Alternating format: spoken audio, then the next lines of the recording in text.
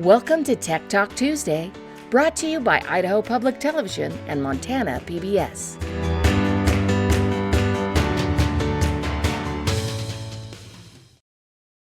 Hello and welcome to Tech Talk Tuesday. I'm here again with Darcy Buckegard today, and we're still talking about the book that she co-authored with Michelle, the startup teacher. And today we're going to talk about self-care. And I'm just going to start right off by saying, I know that you hear the word self-care and instantly there's some cringing happening. I was with a teacher recently who said, oh my gosh, if anybody says one more thing about self-care, I'm going to lose.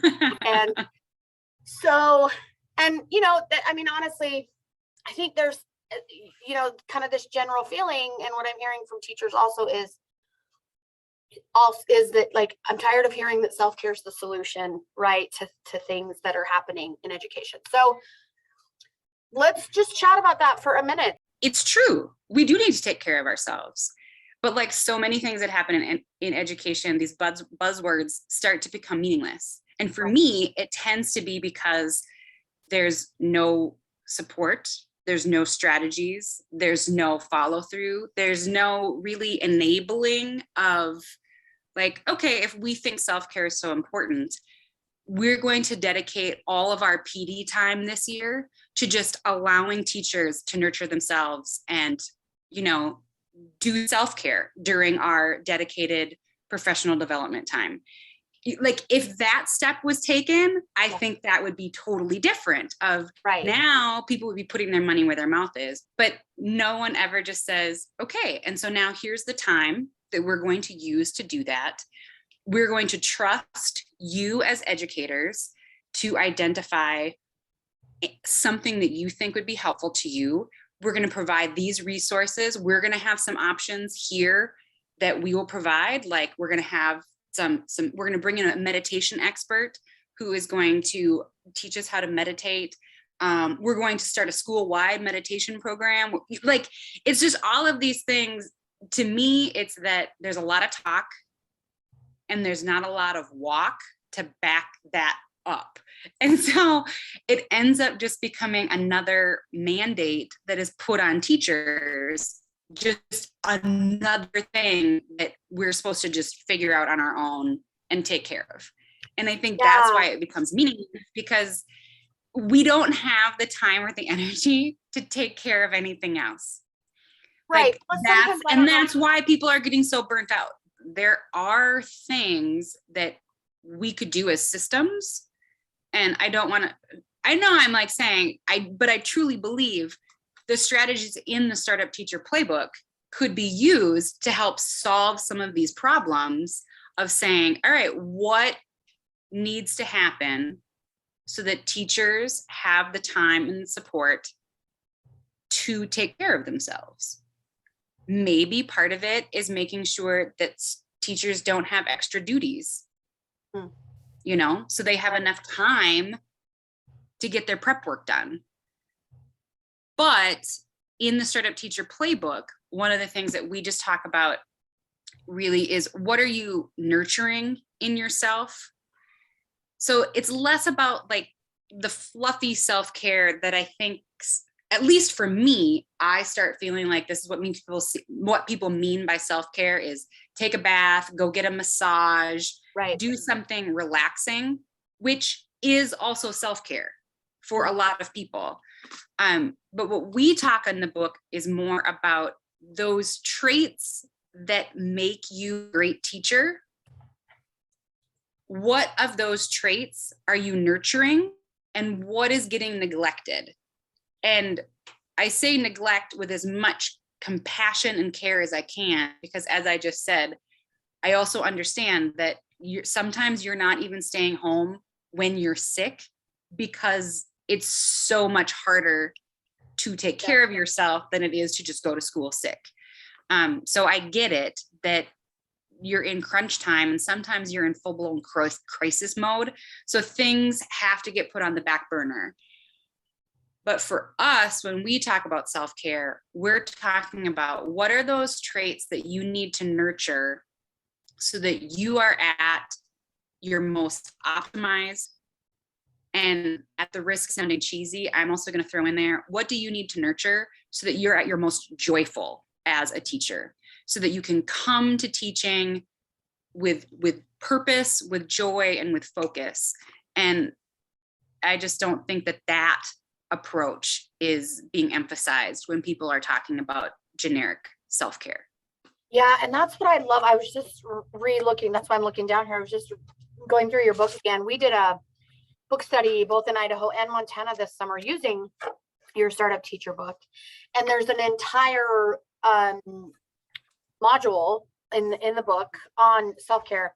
And one of the things that I loved, Darcy's displaying that for us, that I loved, and that I got a lot of comments from the teachers in the book study, is that you talk about it in a little bit of a different way than other people talk about it. But then the subsequent pages after that one that you just showed have activities in each of those areas that the teachers could meaningfully go through. And the feedback that I got from teachers that took this was, and you know, what we talked about was pick one.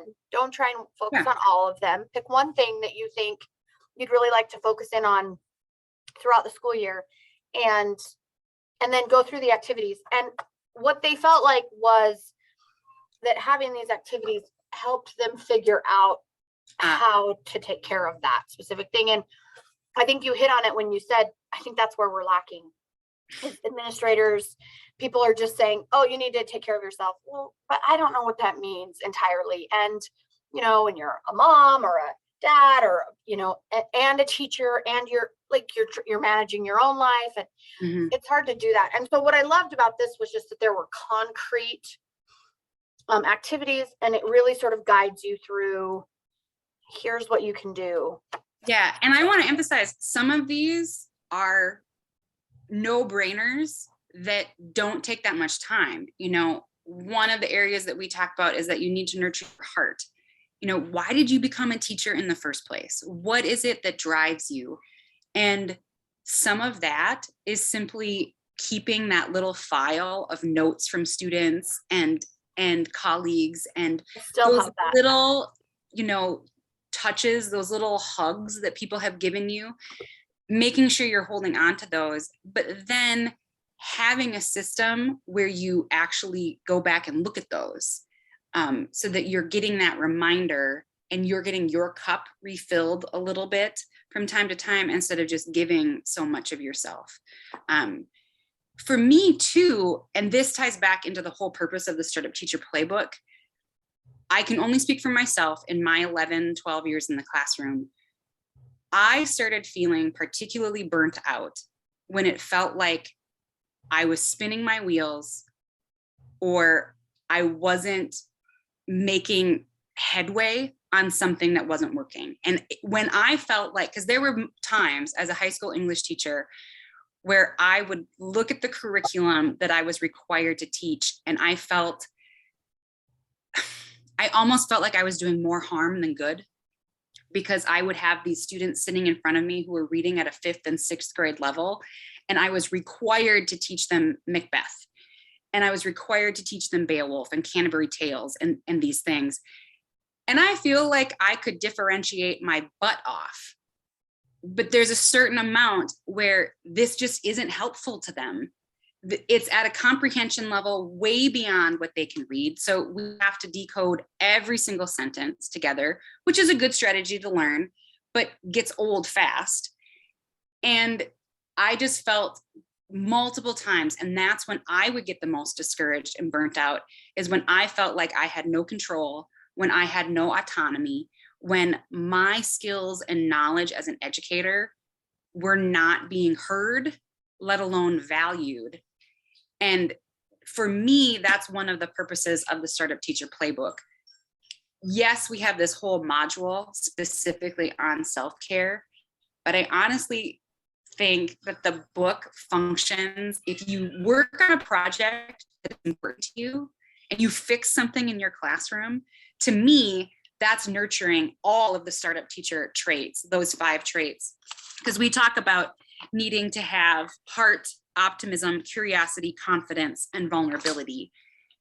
And those are the things that if you tackle something that's not working in your classroom, you have to be tapping into all of those things. It's your heart that helps you see that something's not working. It's your optimism that gives you the knowledge that, all right, this can get better. It's not working now, but there are ways to make this better. Your curiosity drives you to find a way to solve the problem.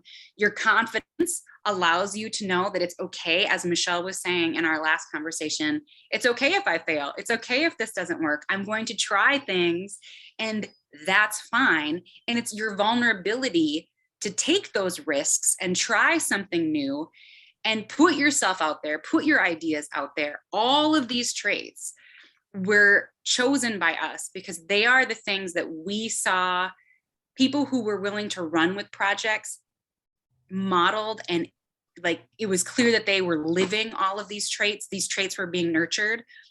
And the people who were more hesitant to try something in their classroom, these things weren't always there.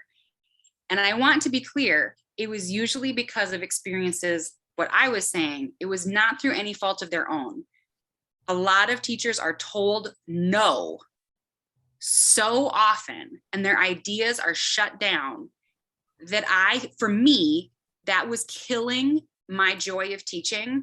It was killing my intellect. It was killing my confidence in myself, because I had all these outside people saying, no, you don't know what your own students in your own classroom need.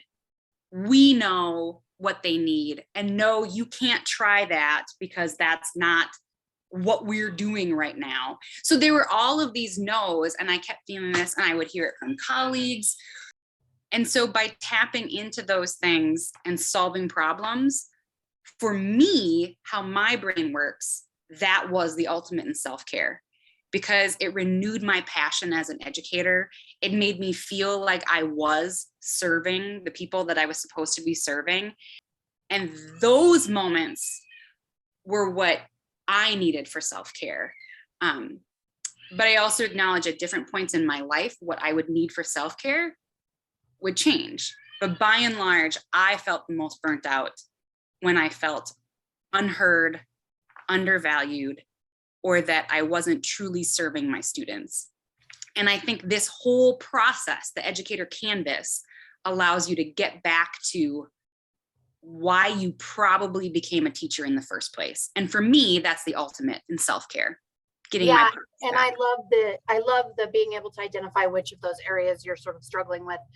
But I love something that you touched on, and I was thinking as you were talking, sometimes just your life circumstances change. And you kind of mentioned, like, sometimes you have to do different self-care at different points in your life. And my first, I taught for 10 years before coming into this job. And my first, half of that, I was single and didn't have kids. And so I could stay at school till 7, 8 o'clock at night. And I often did. And I, could work through my lunch hour, and I could do all of those things. And I did, and I would come in on Saturdays, and it didn't matter because I had plenty of time once I got home at night to read a book or do my thing. And then about halfway through my teaching career, I became a mom. And it was at that point that I went, I have to do something different here. Like, this is not the pace that I can maintain. I can't be at work until 7 o'clock at night when I have a baby at home that needs mom. And so I really had to, and that was that first year teaching while also having a kid was really hard for me. That was a personal, I really had to figure out what I needed to let go of and where I could be as equally of an engaging and amazing teacher and not stay till 8 o'clock at night. And, and so I started during those times, okay, I am going to take an actual lunch break. I'm not going to have kids in my room. And that was just a me thing. And because before that, I always did, kids were in my room, or I might be calling parents, or, just whatever. And then my life shifted too, because then I got home and I didn't have a lot of personal time either. Right. Now I have a kid. So my whole life just kind of changed. And anyway, so mine, for me, not that there weren't things at school, but my sort of reckoning came not necessarily because of your situation where you were kind of always being told no, because I really had great and supportive, I think, administrators who sort of did say, like, you're the teacher, Do what's it. Go for best it. for your kids. And I love that. But my circumstances in life changed outside of school. Right. And so I had to figure out how to fit all of that in. And for me, that was, I'm going to take that 20 minutes at lunch and I'm just going to sit and eat. I might scroll through Facebook. I might read funny memes on my phone, but I'm not going to check emails. I'm not going to call parents. I'm going to, I might go sit with the other teachers for a little bit. And that was such a small thing, but it was a big thing for me. And it really kind of gave me that minute during the day to just be like, okay, now I'm going to breathe. And I had to find out other things. I had to figure out ways to really still kind of take care of myself in the midst of all of that. And it was a really hard year, but I figured it out. But I just think we're hard on ourselves sometimes, and it's sometimes very hard on ourselves. Yeah. And then we have all of these growth goals and all of these things that we're supposed to be doing. I'm working with, I mentioned this last conversation, I'm working with a principal right now in Massachusetts.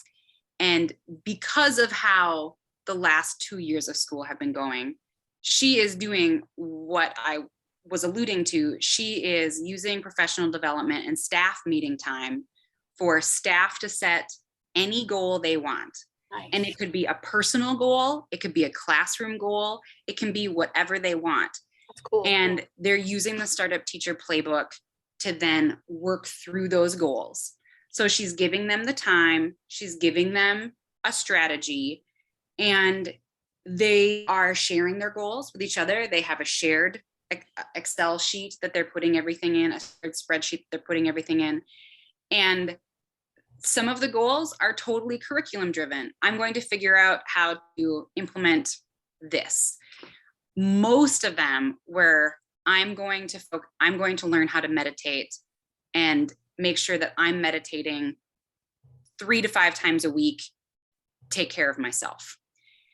And I loved all of that she was giving that space and permission.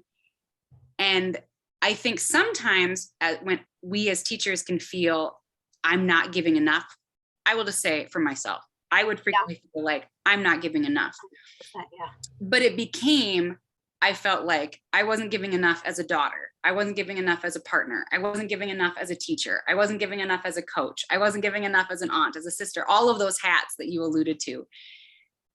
When we take care of ourselves, when we nurture these traits in ourselves, when we allow ourselves to explore, I'm going to learn how to meditate, and we use whatever strategy, whether it's the Startup Teacher Playbook strategy or whatever strategy is going to hold us accountable to that goal.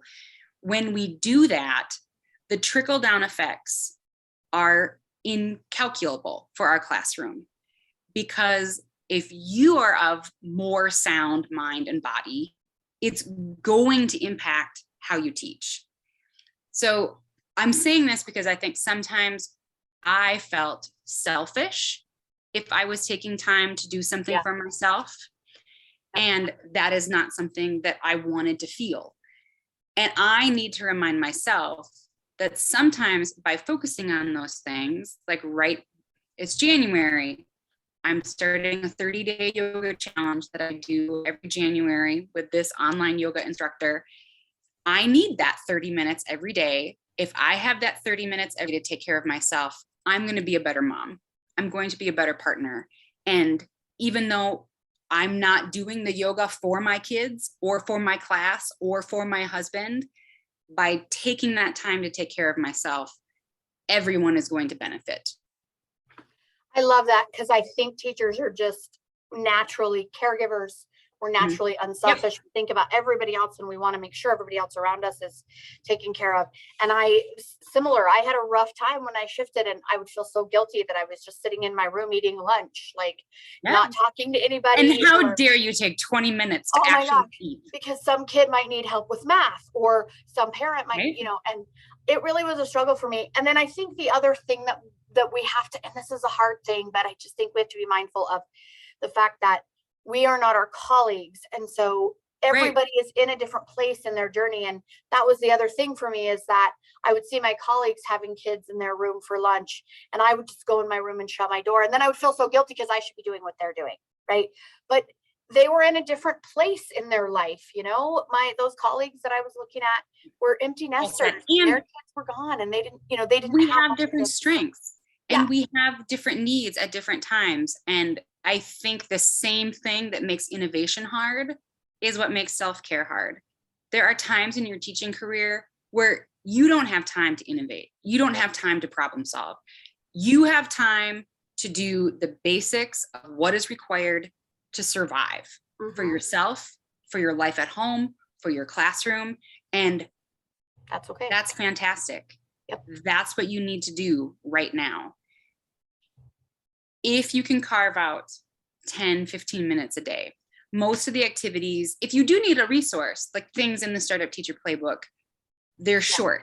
They're not things that take you very long. They're the kind of thing that, if you took your lunch break, you could do one of these activities in 5-10 minutes. A lot of them are also activities that make a copy of the page and do it with your class as a writing task, or as part of a PBL. There would be a lot of ways to weave this work right into your school day, right into your general getting ready, even part of your instruction, potentially, that you could be modeling for your students what that self-care looks like and why we need to take care of our own hearts, our own brains, our own bodies, so that we can be better stewards in our communities.